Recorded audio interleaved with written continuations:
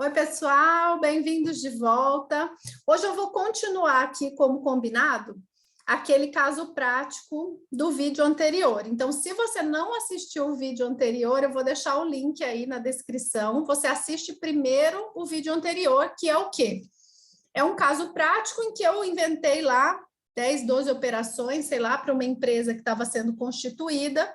Nós contabilizamos todas as operações, fizemos os razonetes, o débito e crédito, e terminamos o outro vídeo fazendo um balancete com todas as contas de resultado ainda abertas, e depois o balancete com as contas de resultado encerradas. E aí eu combinei que a gente ia fazer um segundo vídeo para sair daquela informação, ou seja, em que a gente pegou a vida real e colocou dentro da linguagem das partidas dobradas, da contabilidade, e agora a gente vai pegar esse balancete e fazer uma demonstração do resultado do exercício e um balanço patrimonial de acordo com as normas contábeis. Qual que é o meu objetivo com isso aqui? É que você consiga compreender esse raciocínio que está por trás de montar uma demonstração financeira.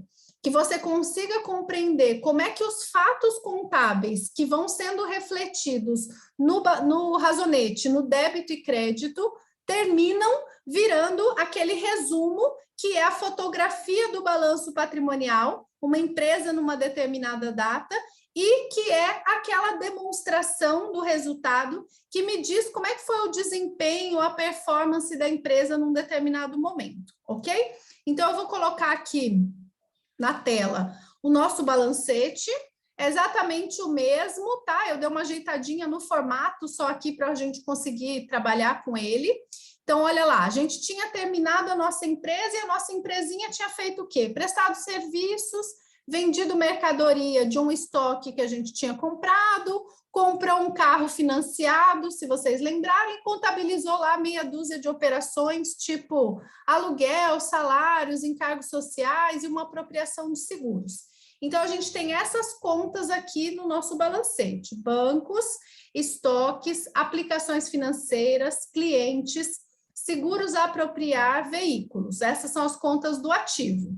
No passivo, salários a pagar, contas a pagar, encargos sociais e financiamentos. No PL, o capital social.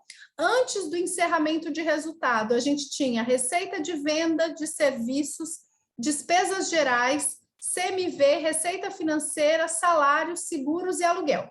E aí a gente tinha um total de saldos devedores de 318.200 e credores também, claro. O que eu fiz aqui do lado? Tirei as contas de resultado. Quando eu tiro as contas de resultado, eu deixei de propósito aqui marcadinho de amarelo, como vocês estão vendo aí, que o meu balancete parou de bater. Porque, claro, se todas as operações foram lançadas com contrapartida, e se alguma dessas contrapartidas está no resultado, não tem como. Eu preciso agrupar esse resultado e colocar em algum lugar do balancete. E que lugar vai ser esse? Vai ser a conta de lucros ou prejuízos acumulados. Quando eu pego todas as contas de resultado, deixa eu arrumar aqui, prejuízos acumulados. Quando eu pego todas as contas de resultado, agrupo, primeiro naquele razonete da apuração do resultado do exercício que nós fizemos juntos, e chego num valor de lucro ou prejuízo, eu transfiro para essa conta aqui, que eu estou chamando de lucros ou prejuízos acumulados, e hoje na lei 6.404, ela é só prejuízos acumulados. Porque todo saldo positivo que cair aqui, em princípio, a lei determina que você deu o correto destino. O que eu posso fazer com lucro acumulado? Eu posso, ou devo, às vezes, né? Distribuir dividendos para os acionistas. Eu posso, devo, constituir reservas. Perdoem o barulho do avião aí, hoje meu microfone não quis funcionar. E eu posso fazer um aumento de capital, por exemplo. O fato é que depois que cai aqui a receita ou a despesa, ela vai ser devolvida ou vai ser distribuída entre outras contas do PL. Isso fica também para outro vídeo, tá? Então, hoje, o que eu vou fazer? Eu vou somar aqui na mão, mas a gente já fez lá na apuração do resultado as receitas e despesas. Então, olha só, vou pegar tudo que eu tenho de receita, que era a prestação de serviço, a venda de mercadoria, e vou tirar tudo que eu tenho de despesa. Tirei. Beleza. Então, eu tinha uma receita, um lucro total de 47.700, tanto é verdade que agora o meu balancete, após a apuração do resultado, também está batendo. Esse balancete, após a apuração do resultado aqui, é que é a minha matéria-prima para fazer um balanço patrimonial, que é o que nós vamos começar agora. Então, no balanço patrimonial, vou fazer aqui no cantinho mesmo, depois a gente arruma o formato, tá? No balanço patrimonial, no nosso exemplinho aqui, eu não tenho saldo anterior, eu não tenho número do plano de contas, a gente está fazendo meio simplificadamente. Se eu tivesse uma empresa que já existisse, no saldo anterior eu teria que trazer os valores apresentados no balanço do ano passado. Aqui vai ter só esse ano. Então, vou começar, como todo balanço, pelo ativo. O ativo é dividido em circulante e não circulante. No ativo circulante, eu vou registrar tudo aquilo que eu tenho a expectativa de realizar até o final do exercício seguinte, até um ano para frente de onde eu estou. Do nosso exercício aqui, a única coisa que não está no ativo circulante são os veículos. O resto é tudo ativo circulante. Então, eu vou agrupar aqui, lembrando que a lei estabelece que o ativo vai ser apresentado em ordem decrescente do grau de liquidez. Isso me diz que eu começo pelo dinheiro, por aquilo que já é realizado, e vou descendo para aquilo que vai me dar um pouco mais de trabalho para se resolver, para se realizar, que depende de uma venda, qualquer coisa nesse sentido. Então, eu vou chamar aqui de disponibilidades, que é o nome que normalmente aparece, tudo que é relacionado a dinheiro, que no nosso caso aqui vai ser só a conta corrente do banco. Beleza, depois, desculpa, e mais as aplicações financeiras. Para ajudar vocês a enxergarem, aí eu vou pintando de amarelinho aqui o que eu já usei, tá bom? Beleza. Aí, o que vem na sequência? No meu balancete está estoque, mas, na verdade, o cliente vai realizar mais rápido do que o estoque, porque o cliente já está vendido, só falta receber. Então, normalmente, aqui vai aparecer contas a receber, clientes, qualquer coisa assim. Eu vou manter o nome clientes. Então, eu tenho aqui clientes 36. Depois eu vou colocar o estoque. Esses sempre vão vir separados, né? Camila, como é que eu sei o que eu vou agrupar? Depende, tá, gente? Assim, a lei estabelece um caixotinho. Daí você pega a sua vida real e coloca nesse caixotinho. Então, não tem uma regra assim absoluta sobre se eu vou chamar esse nome ou não, se eu vou abrir um pouquinho mais ou não. O que eu não posso é colocar dentro do estoque contas a receber. Então, eu tenho que respeitar essa lógica. E aqui eu vou colocar seguros a apropriar ou despesas antecipadas, vou até usar outro nome aqui. Normalmente, eu não teria uma rubrica separada para isso no balanço, porque eu colocaria junto com outros créditos, outros valores, alguma coisa assim. Mas aqui, como eu não tenho mais nada, eu vou colocar isso. Então, aqui, eu termino o meu ativo circulante, certo?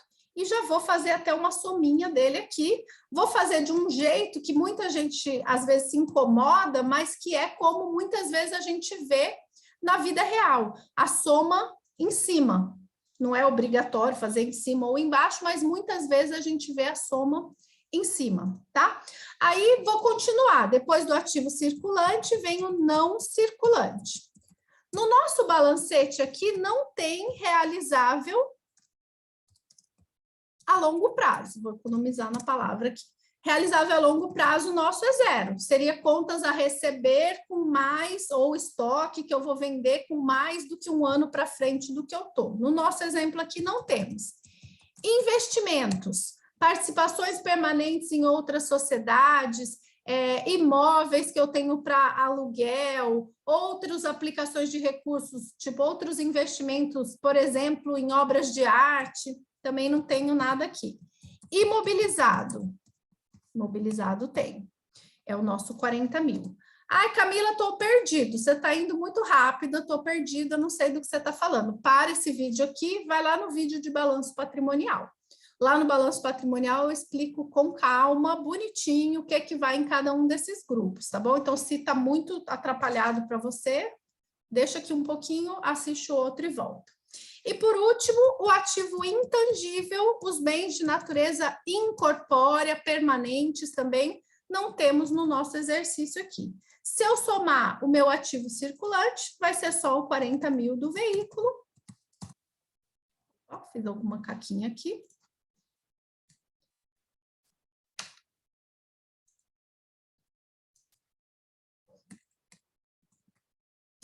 R$40.000. Vou pintar também para não misturar. E o nosso ativo total vai ser a soma do circulante mais o não circulante. 297.700.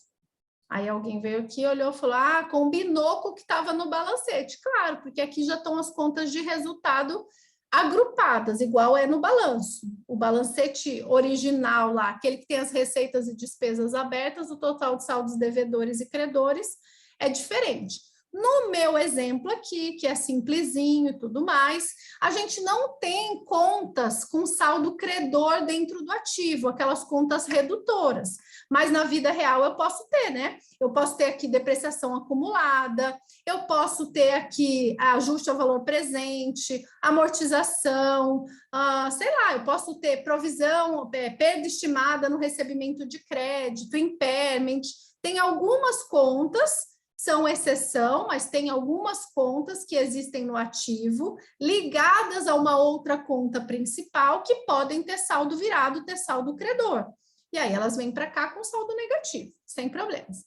Então, o nosso ativo está aqui. Vou colocar o passivo agora aqui do lado. Passivo. Vou colocar aqui assim, passivo, mais PL. Para a gente fazer o total geral aqui em cima. Passivo circulante. Nosso passivo circulante é tudo, né, gente? Porque eu não tenho nada que me informou o exercício que fosse de longo prazo. Esse financiamento poderia ser um passivo não circulante?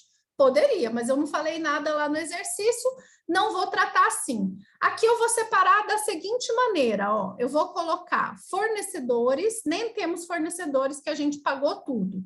Então, eu vou colocar aqui salários e encargos. Normalmente a gente separa a folha de pagamento. Aí eu vou colocar aqui contas a pagar, para colocar o resto meio geral, e empréstimos e financiamentos. Se tivesse fornecedores, normalmente o fornecedor vem lá no comecinho. Deixa eu esconder aqui essas duas colunas, ou essas aqui também não vai dar. Deixa eu diminuir aqui um pouquinho para vocês enxergarem. Pronto. Que assim dá para a gente enxergar o número aqui. Então, vamos lá. Vou colocar salários e encargos, a soma dos dois aqui, ó. Salários a pagar e encargos sociais. Beleza. Então, vou marcar aqui de amarelinho, para a gente não deixar passar nada. Esse marcar de amarelinho que eu estou fazendo aqui, gente, eu poderia dar o vídeo pronto para vocês, mas eu quero que vocês vão entendendo o processo e quando vocês forem fazer isso no exercício de vocês, na prova, você tem que sair de um balancete e criar um balanço, ou dizer quanto tem no grupo tal, no subgrupo tal, você tem que ter algum método para você ir riscando que já foi, não deixar passar nada. Salários e encargos, 9.000, contas a pagar, só temos o 1.000, que está aqui, e o financiamentos, 40.000. Então, foi mais esse 1.000, foi mais o 40.000, terminamos o nosso passivo circulante. O passivo não circulante, no nosso caso aqui, não existe. Né? No nosso caso aqui, o passivo não circulante não existe porque a gente não tem nada que seja de longo prazo. Então, não vou colocar ele aqui. Se eu tivesse dívidas, coisas que sejam de longo prazo, eu teria que abrir aqui um passivo não circulante. Não temos. Vou colocar aqui agora o patrimônio líquido. O que que eu tenho no nosso patrimônio líquido aqui? Só o capital social e os lucros ou prejuízos acumulados. Vou colocar ele até em vermelhinho aqui, para reforçar que, antes de fazer o balanço patrimonial, eu já teria que contabilizar as destinações desse lucro. A reserva legal, a constituição da reserva legal, os dividendos a pagar daquilo que for o obrigatório ou aquilo que já estiver aprovado pela Assembleia, pelo Estatuto, se eventualmente vai ser feita alguma outra destinação de reserva, também estaria aqui. Nesse momento, como combinei com vocês, não estou falando muito de PL ainda. Meu objetivo aqui é a gente sair do balancete e chegar no balanço, tá? Mas esse lucros ou prejuízos acumulados, numa publicação efetiva, ele não estaria mais aqui, ele já estaria espalhado entre outras contas do passivo e do PL. E o capital social de 200 mil, se a gente não fez nada de errado,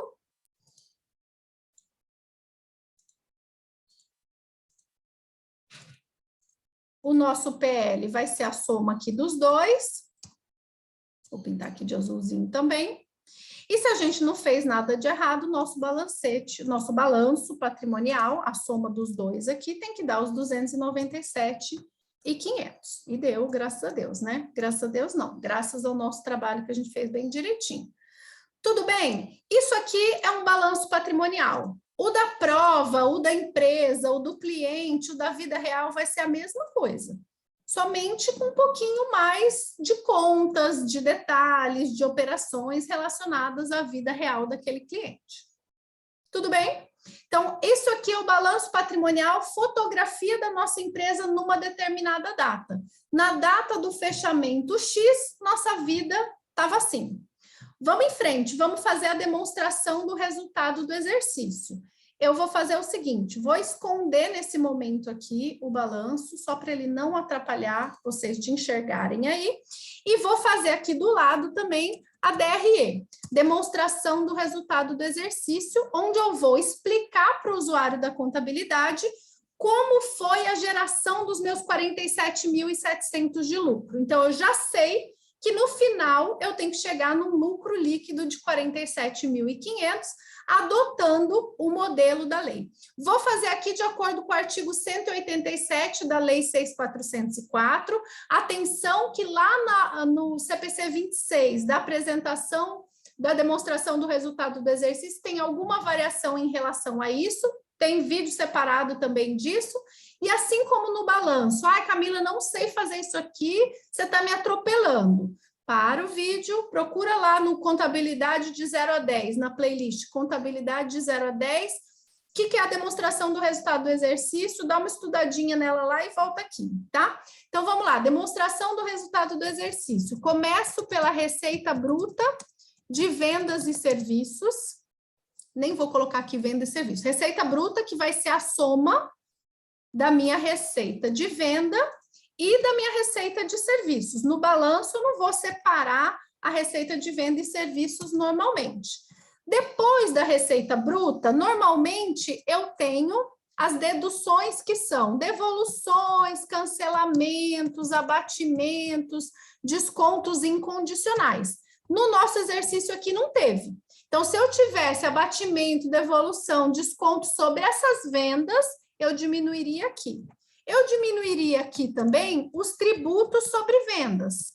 Aqueles tributos que são calculados sobre as receitas, tipo ISS, ICMS, PIS, COFINS, os tributos que são calculados sobre essas receitas, que no meu exemplo aqui também não teve. Aí eu chego no primeiro subtotal, que é a receita líquida. A receita líquida seria a soma dos 68 menos essas outras coisas aí. No nosso caso, continuamos com os 68. Da onde eu estou pegando os valores? Do balancete completo, com as contas de resultado abertas.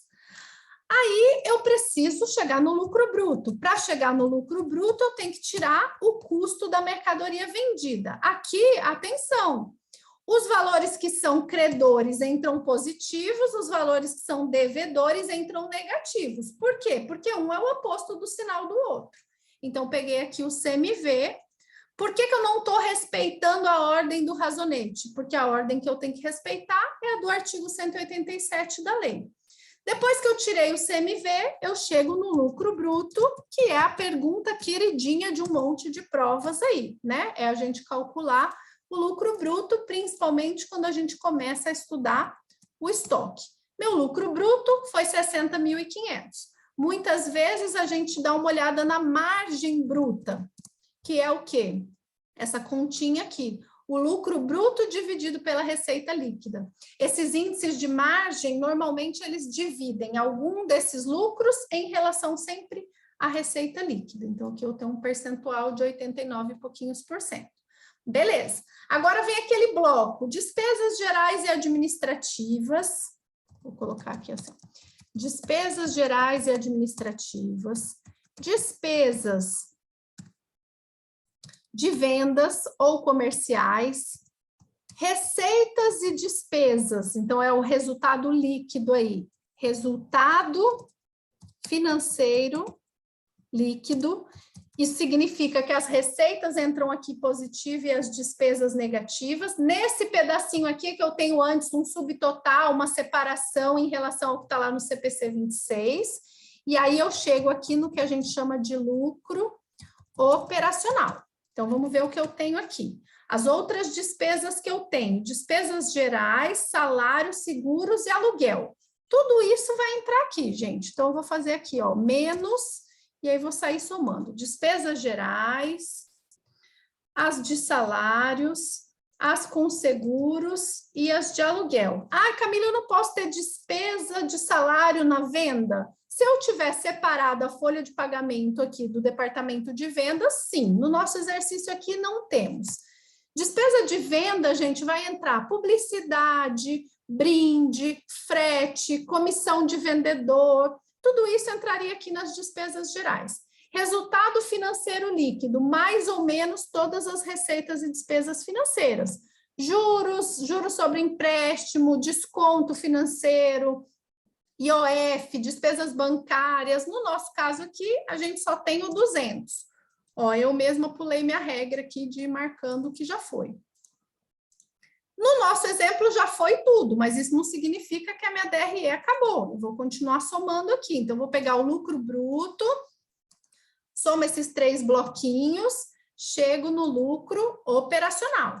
Beleza. Aqui entrariam aquelas outras receitas e outras despesas que tem a ver com a alienação ou baixa de ativo imobilizado, ativo permanente.